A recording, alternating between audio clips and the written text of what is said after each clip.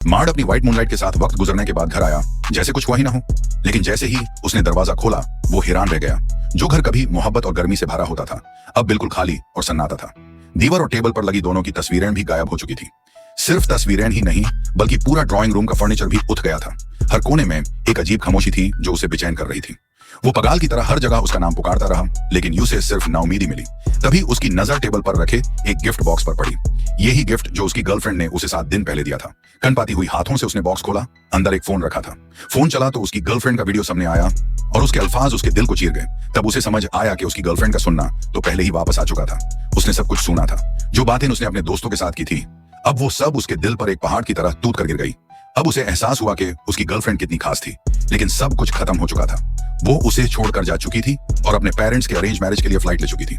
लड़की पहले समझती थी कि उसने दुनिया का बेहतरीन बॉयफ्रेंड पाया है। एक्सीडेंट के बाद जब उसकी हियरिंग चली गई थी उस लड़के ने उसके लिए एक खास नेकलेस बनाया था जिसका नाम रखा था साइलेंट लव। उस वक्त उसने सोचा था कि उनका प्यार कितना गहरा है। लेकिन एक दिन जब उसका सुनना वापस आया उसने सब कुछ अपनी आंखों और कानों से महसूस किया और उससे समझ आया कि बलेट रेसिंग हर चीज सिर्फ इसलिए थी क्योंकि वो बस उसकी व्हाइट मूनलाइट की कॉपी थी। दिल टूटने के बाद उसने अपनी मां को फोन किया और कहा कि वो अरेंज मैरिज के लिए तैयार है। लेकिन उसे यह नहीं पता था कि जिसे वो शादी करने वाली है वो उसका डॉक्टर है जो 7 साल तक चुपचाप उसकी देखा भाल करता रहा था।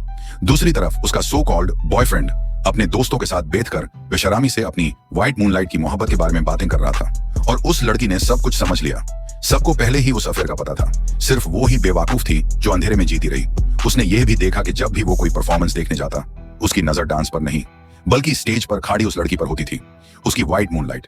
इस दिल तोड़ देने वाली सच्चाई के बाद उसने अपना सारा सामान बांधा, घर बेच दिया और फैसला किया कि 7 दिन बाद वो इस रिश्ते को हमेशा के लिए खत्म कर देगी।